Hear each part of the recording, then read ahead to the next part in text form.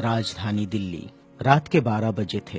रात का सन्नाटा और अचानक दिल्ली, मुंबई, नागपुर में चारों ओर फोन की घंटियां बज उठी। राजभवन मौन था, संसद मौन थी, राष्ट्रपति भवन मौन था।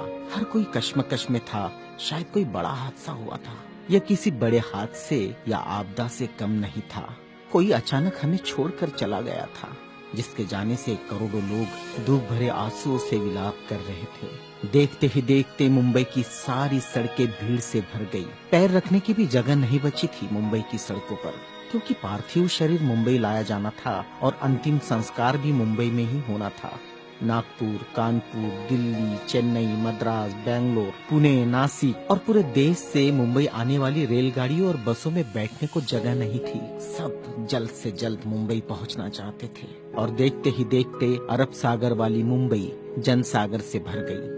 कौन था यह शख्स जिसके अंतिम दर्शन की लालसा में जन सैलाब रोते बिलखते मुंबई की ओर बढ़ रहा था। देश में यह पहला प्रसंग था जब बड़े बुजुर्ग छोटे छोटे बच्चों जैसे छाती पीट पीट कर रो रहे थे।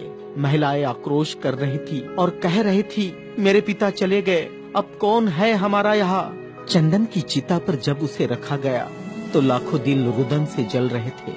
अरब सागर अपनी लहरों के साथ किनारों पर थपकता और लौट जाता, फिर थपकता, फिर लौट जाता। शायद अंतिम दर्शन के लिए वह भी जोर लगा रहा था। चिता जली और करोड़ों लोगों की आंखें बरसने लगी। किसके लिए बरस रही थी ये आंखें? कौन था इन सब का पिता? किसकी जलती चिता को देखकर जल रहे थे करोड़ों दिलों के अग्निकुंड? कौन था यह जो छोड़ गया था इनके दिलों में आंधिया? कौन था वह जिसके नाम मात्र लेने से गरज उठती थी बिजलियां? मन से मस्तिष्क तक दौड़ जाता था ऊर्जा का प्रवाह। कौन था वह शख्स जिसने छीन लिए थे खाली कासे इनके हाथों से और थमा दी थी कलम लिखने के लिए एक नया इतिहास? आंखों में बसा दिए थे नए सपने, ओठों पर सजा दिए थे नए तराने, धमनियों से प्रवाहित किया था स्वाभिमान अभिमान को, दास्यता की जंजीरें तोड़ने के लिए दिया प्रज्ञा का शस्त्र। चिता जल रही थी अरब सागर के किनारे और देश के हर गांव के किनारे में जल रहा था एक स्मशान।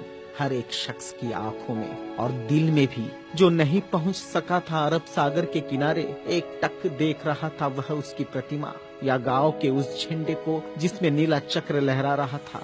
क्या बैठा था भूख प्यास भूल कर अपने समूह के साथ उस जगह जिसे वो बुद्ध विहार कहता था। क्यों गांव शहर में सारे समूह भूखे प्यासे बैठे थे उसकी चिता की आग ठंडी होने का इंतजार करते हुए।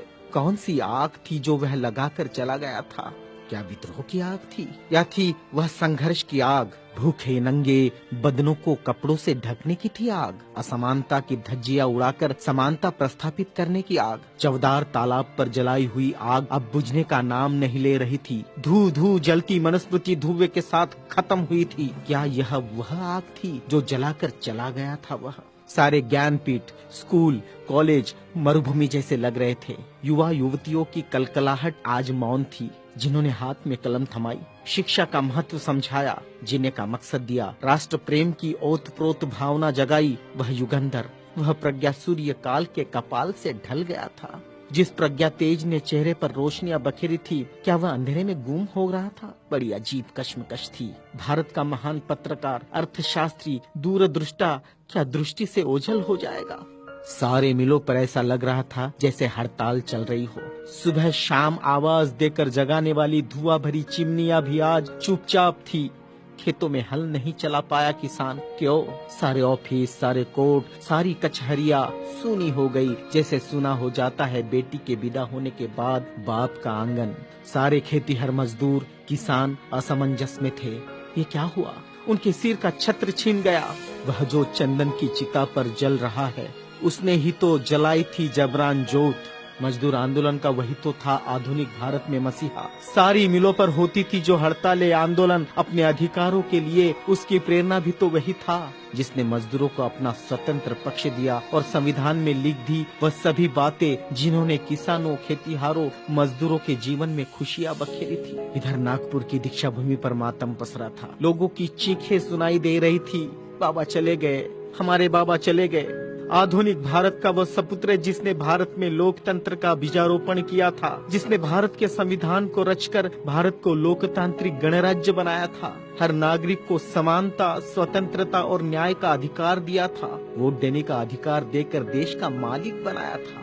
क्या सचमुच वह शख्स नहीं रहा? कोई भी विश्वास करने को तैयार नहीं था। लोग कह रहे थे, अभी तो यहाँ बाबा की सफेद गाड़ी रुकी थी, बाबा गाड़ी से उतरे थे सफेद पोशाक में, देखो अभी तो बाबा ने पंचशील दिए थे। 22 प्रतिज्ञाओं की गूंज अभी आसमान में ही तो गूंज रही थी। वो गूंज शांत होने से पहले बाबा शांत नहीं हो सकते। भारत के इतिहास ने नई करवट ली थी। जनसैलाब मुंबई की सड़कों पर बह रहा था।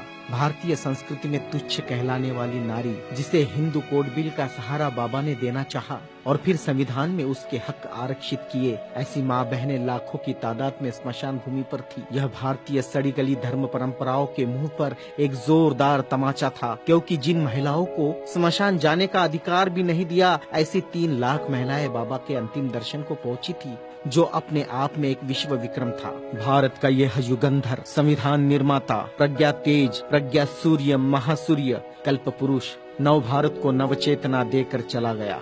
एक ऊर्जा स्रोत देकर, समानता, स्वतंत्रता, न्याय, बंधुता का पाठ पढ़ाकर, उस प्रज्ञा सूर्य की प्रज्ञा किरणों से रोशन होगा हमारा देश, हमारा समाज और हम, और पूरे विश्वास के साथ हम आगे बढ़ेंगे हाथों में हाथ लिए, मानवता के रास्ते पर, जहाँ कभी सूर्यास्त नहीं होगा, जहाँ कभी सूर्यास्त नहीं होगा, जहाँ कभी सूर्यास्त नहीं होगा।